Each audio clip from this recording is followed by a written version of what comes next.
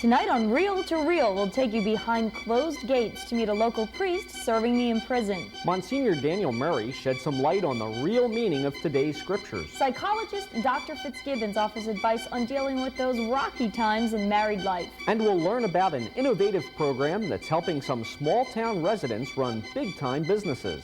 Hello, I'm Jane Rudolph. And I'm Father Dave McAllen. Welcome to Reel to Reel.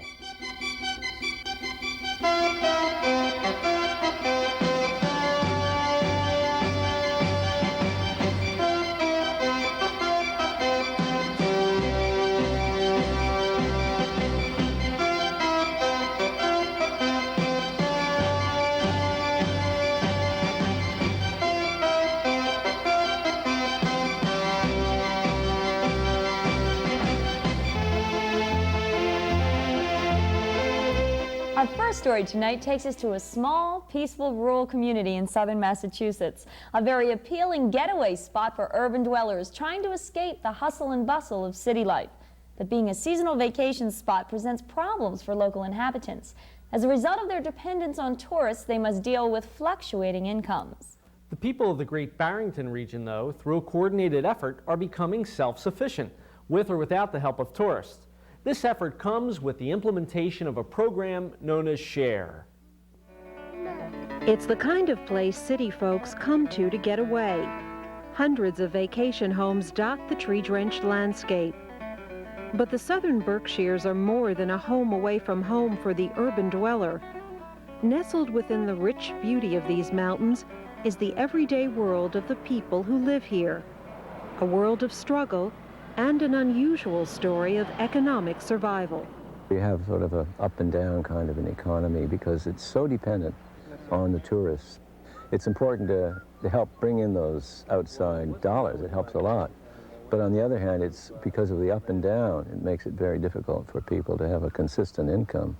The solution seemed clear to Bob Swan and other followers of the economist E.F. Schumacher, author of Small is Beautiful. The Great Barrington region of Massachusetts would have to learn how to become more self-reliant, less dependent on the outside world. Schumacher believed in the principle of small-scale human economies. The nonprofit group SHARE, Self-Help Association for a Regional Economy, was created to put Schumacher's philosophy to the test in Great Barrington.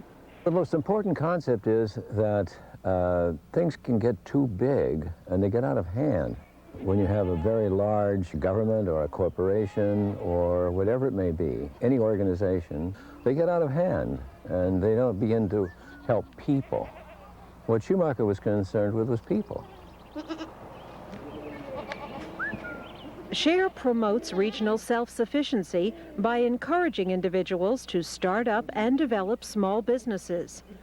A low-interest loan credit program helps supply needed capital to those unable to qualify for conventional financing. Come on, let's go. That's a girl. Yeah. Wayne Dunlop and Susan Salou's goat cheese business was SHARE's first project.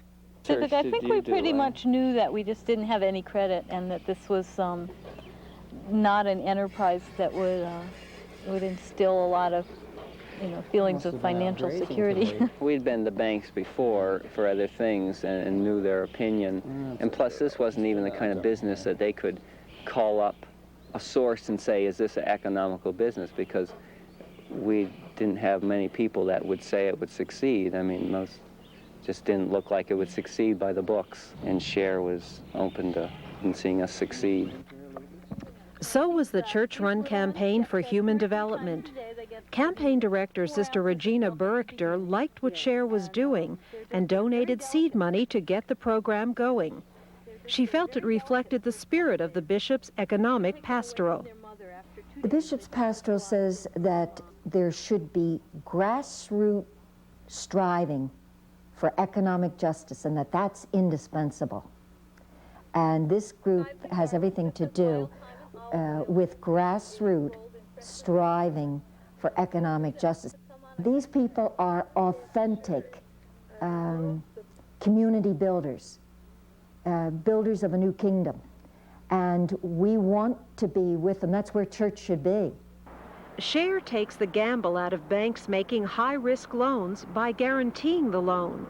Passbook accounts issued through a special credit fund serve as collateral. Any community member can open an account. Investors earn 6% interest. There is a risk. If the borrower defaults, the fund is responsible for the debt. Program Administrator Susan Witt explains many community members are willing to take the gamble. There were people with inherited wealth who were looking for a new way to deposit their funds. There were the small farmers who were part of the original board of Share who saw that other small farmers in the area were having a difficulty finding money to borrow. There were women who were in business who just by chance had got their first loan and realized how important it was to have money available for women who didn't necessarily have a credit history. Loans are limited to a maximum of $3,000 with a 2-year term. Not everyone qualifies. The project must be environmentally sound and bring some benefit to the area. My qualifications for a share loan was that I promote local economy. I have 2 home sewers that are independent contractors for me and 5 children, so I certainly support the area in that way. When kite maker Sally Van Sant had the opportunity to buy fabric at a good price, she knew it would be a wise investment, but didn't have the money. She went to Share. Dealing with Share was refreshing in a way, because in the 8 years I've been in business, having not taken out a loan, I think I was afraid to have to walk into a bank and put everything, try to convince them that it was a worthy endeavor. Our depositors have the strongest interest in helping that business succeed in marketing those products. You'll find that if a Share member is having a party, Sue Salu's goat cheese is on that table. If a birthday's coming up, Sally Van Sant's kite gets to be the present on that birthday. There's a direct connection between the consumer now and the producer, and Share's made it happen. The Share program is really making an effort to bring a human dimension back into the whole banking field. Building the Southern Berkshire small business community was only part of Share's challenge. Now it had to find a way to keep this new hard-earned money within the community. The tendency of money that goes into banks in a local town is for that money to move into the larger financial centers. It goes into New York or other big financial centers, and it doesn't stay in the community and circulate. And that tends to deprive the community of more purchasing power. So Great Barrington won the support of the Securities and Exchange Commission and state of Massachusetts to develop its own currency system. Called Berkshire's, it's based on the value of cordwood. Who said money doesn't grow on trees? Cords of wood are just like gold, used to be. If you thought that the bank was issuing money that wasn't very good money, then what you would do would be to go to the bank and demand your gold. And we're doing the same thing. If you feel that Berkshires are losing value for some reason, then you can go and demand cordwood. These can be used as money in any store, with any store, merchant, or business that would accept them. Joe Savage is president of Share. And the merchants take them in, just as they would take in federal dollars, and they can then use them themselves as money with other merchants. If it's necessary to purchase goods outside the area, Berkshires are easily exchanged back into federal dollars. So far, at least 60 merchants have agreed to go along with the alternate currency. Only time will tell whether the Share project succeeds in rebuilding the Great Barrington economy. If nothing else, there seems no doubt it has rebuilt community spirit.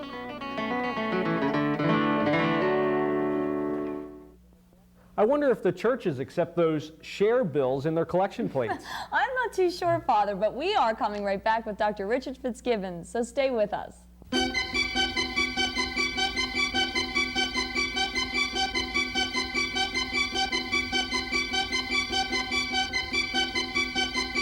The House of Charity can be found at work throughout South Jersey, wherever there is suffering and distress. Through its agencies, compassionate care goes to the elderly. The needy receive food and clothing. Special education programs administered to the mentally handicapped. Expectant mothers receive pre- and postnatal care, and medical services are rendered to the ill. Support the House of Charity in South Jersey. Touch someone's life with love. Married life brings with it the challenge of dealing with your partner's feelings, feelings that can sometimes involve anger. Up now is Dr. Richard Fitzgibbons with some pointers for married couples on healthy ways to express anger. Several weeks ago, we discussed marital arguing. We're going to continue that discussion today. Ralph Cramden was a man on the Honeymooners who regularly let his anger out. Whenever he felt the slightest amount of anger, he seemed to express it at Alice. And there are many people in marriages who do that also. They believe that it's important to always ventilate their anger, to communicate it to their wife, in order to have truth and honesty in their relationship. Now, recently there was a study which showed that this belief was a false belief.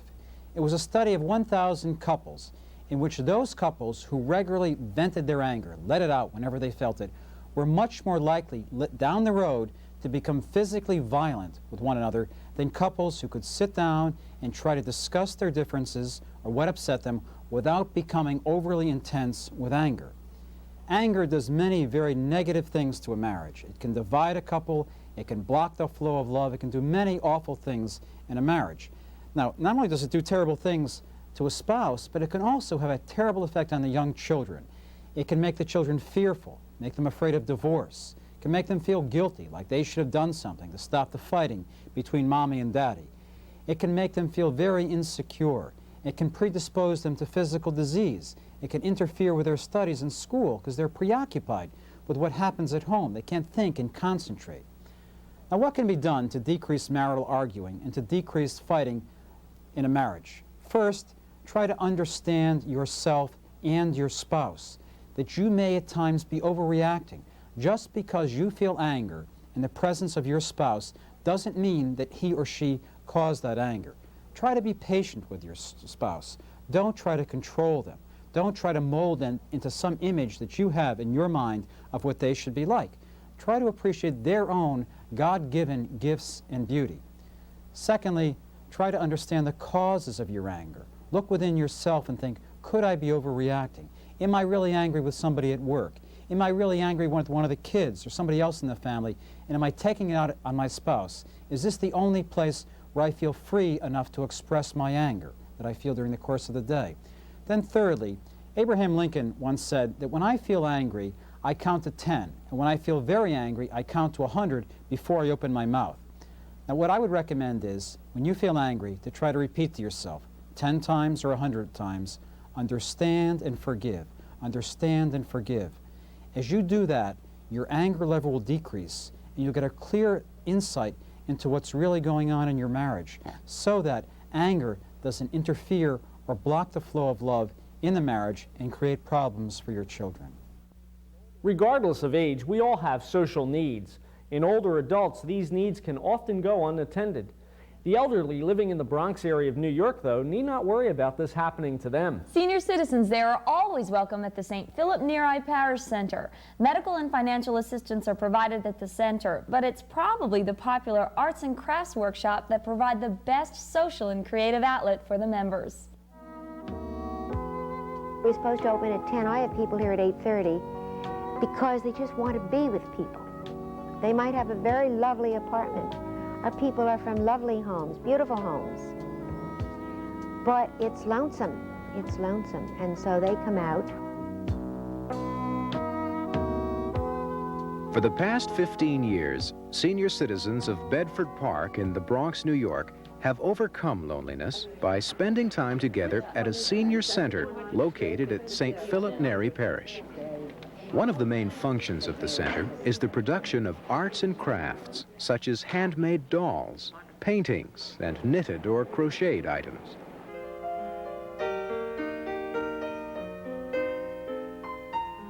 These items are then either given to the poor or sold as a source of funds for the center.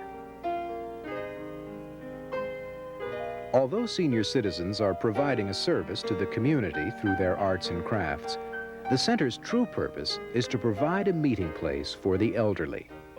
Pastor Tom Hennigan explains. They had needs that they wouldn't answer for themselves. They wouldn't fulfill those needs. They wouldn't eat the way they should. They needed a place to come together. They were highly intelligent, experienced, they'd led full lives, and they wanted to continue. Sister Enunciata Bethel is founder and director of the Senior Center. We encourage people, and we feel, knowing from our own example, that we're happiest when we're doing something for someone else. And so that holds true also for all of our dear ladies and gentlemen. We have one of the highest percentages of elderly people in the United States. They are people whose families have moved away, and they're very independent. They're very marvelous people who don't want to be beholden to anybody. We've had some of our dear ones whose children married and moved out of town and wanted to build a little wing on the house for mother or a room, and I've listened very quietly and patiently to them, and I've said, look, I promise you that if you leave your mother here where she's happy, the stores are familiar, her friends, the church, the center, I said, I'm on 24-hour call, I have a beeper, and if she's sick during the night, I'll be there with a police officer within a half hour. And we've won each time. Hi, when did you begin painting? Sister Enunciata realizes that there's no place like home, but doesn't let that stop her from making the 1,200 members of the center feel like one big family. They call it their home away from home, and nothing could make us happier than that. Father, it's true that people are happiest when they're doing things together. You're right. Easter's only a few weeks away, but its message of hope and love is evident in today's scriptures. And now here to share his thoughts is Monsignor Daniel Murray. The sisters of Lazarus sent word to Jesus to inform him, Lord, the one you love is sick. When Jesus arrived at Bethany, he found that Lazarus had already been in the tomb 4 days. When Martha heard that Jesus was coming, she went to meet him while Mary sat at home. Martha said to Jesus, Lord, if you had been here, my brother would never have died. Jesus told her, I am the resurrection and the life. Whoever believes in me, though he should die, will come to life. Everyone likes those who keep their promises. One of the greatest compliments we can pay another is to say, he's a man of his word, or her word is sacred. People like that are trustworthy. They instill confidence in us. God's promises were the lifeblood of Israel. God promised a redeemer to Adam and Eve. To Abraham there was a promise of becoming a great nation. David was promised an heir and a throne that would last forever. All Jewish and Christian believers have come to trust in God. If God promised something, it would be fulfilled. The people of Judah around Ezekiel's time felt that their bones were dried up and their hope finished. But God told Ezekiel that not even a field of dry bones would be an obstacle to his plan. Life, not death, is what God had in mind for the future of his people. Martha and Mary in today's gospel find their trust in God faltering over the death of their brother Lazarus. Hope of God's intervention dimmed as Jesus delayed in coming. Once again, however, God countered human hopelessness and despair with a creative word. Lazarus, come out. A dead man was restored to life. On this fifth Sunday of Lent, we are called to fight off temptations to hopelessness and despair. No thing, not death, not economic difficulty, not a failed relationship, not the pressures of life can separate us from the love of God. God is trustworthy. God is always faithful to his word. He is resurrection and life. He calls us to believe this and trust him even in our darkest moments. Thanks, Monsignor. Don't go away. We'll be right back.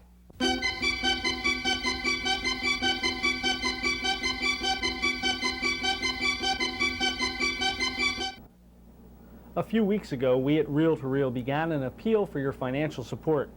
Many of you responded generously, and we wholeheartedly thank you. Because of that, we're able to continue to bring you our show every week. However, we still need and appreciate your continued support.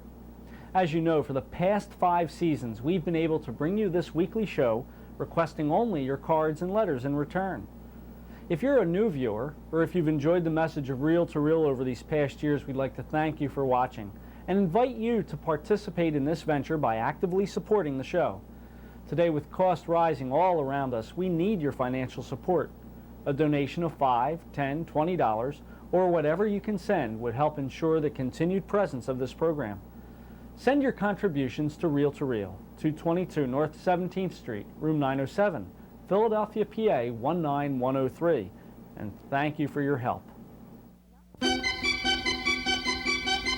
Not many people choose to work in a place that's surrounded by a barbed wire fence, but Father Al Hewitt of Cedarville, New Jersey does so every day. The place is the Southern State Correctional Facility, and as the Catholic chaplain there, Father Hewitt willingly enters the world of prisoners. Whether it be through counseling, celebrating Mass, or hearing confessions, Father Hewitt is there to minister to the prisoners' needs. We were given permission to enter Southern State to witness a typical day in the life of this non-typical priest. Inmates who are incarcerated here come from all over the state, and their crimes can vary from anything from narcotics offenses through murder. We have individuals doing up to a 15-year or 20-year maximum, but even more importantly, individuals doing a 7-year mandatory minimum, which under the present sentencing law means you do every day of that 7 years before you're eligible for parole. Located in Delmont, New Jersey, Southern State Correctional Facility is divided into Phase 1 and Phase 2 and holds a total of 1,200 inmates. Built in 1982 to alleviate overcrowding in New Jersey's prisons, the facility is made up of modular buildings that were constructed in less than 6 months.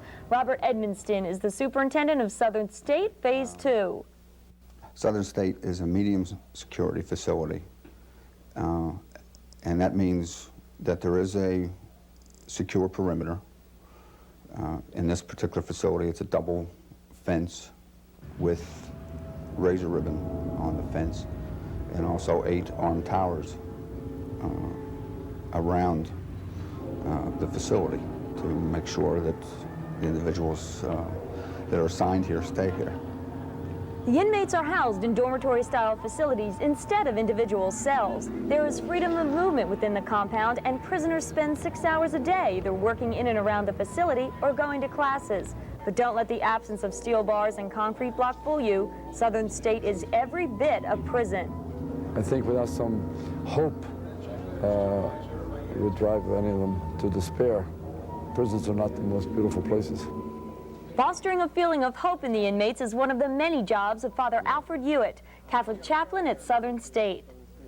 Well, I was asked to come here by the bishop, I think principally because I was Spanish-speaking and working in a Spanish community short distance from here for 9 years, and they needed a Spanish-speaking priest here, so I came here to work with the Spanish-speaking, also the English-speaking here in Southern States.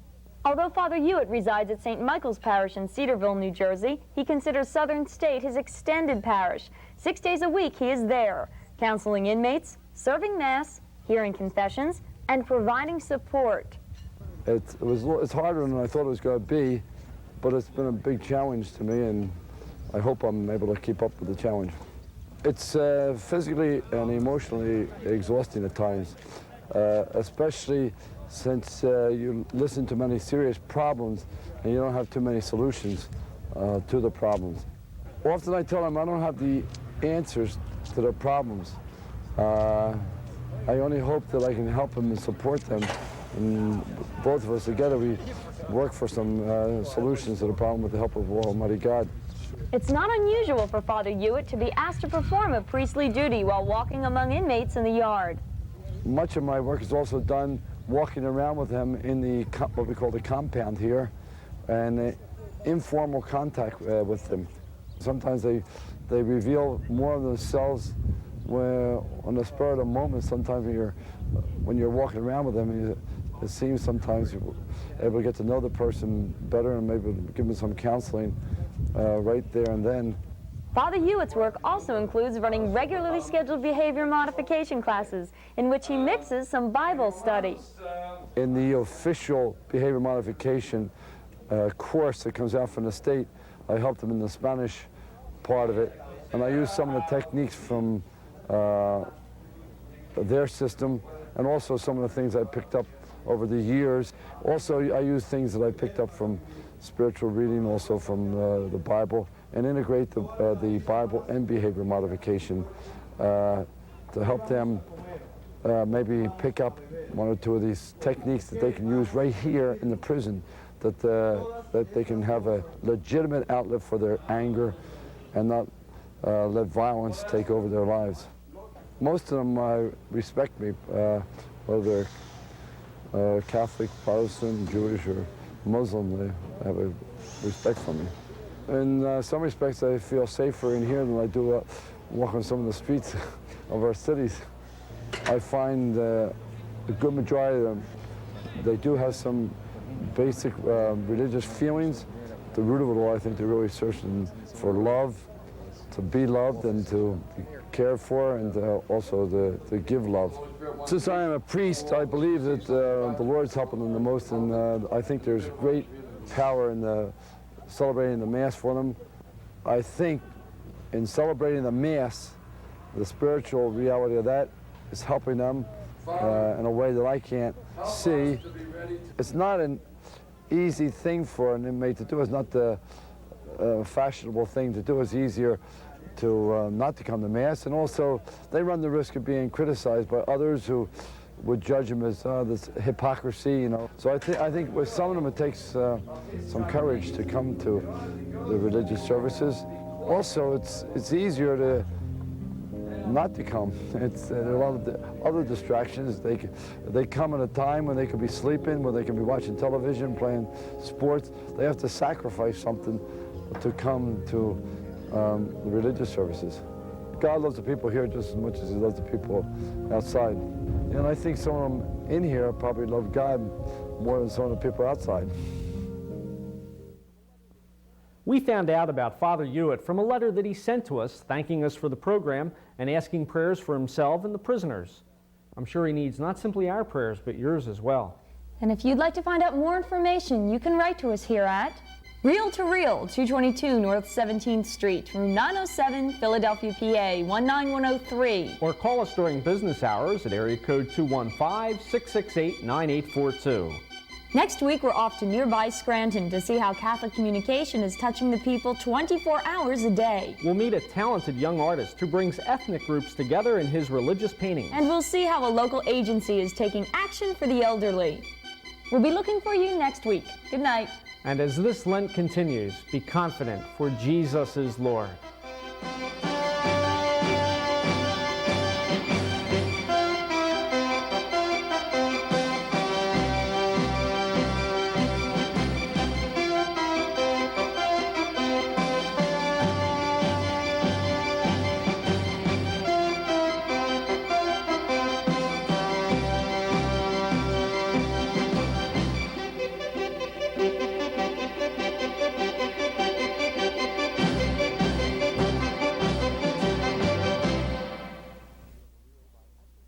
Travel arrangements for Reel to Reel by Atkinson and Mullen Travel of Media, PA. Phone area 215-565-7070.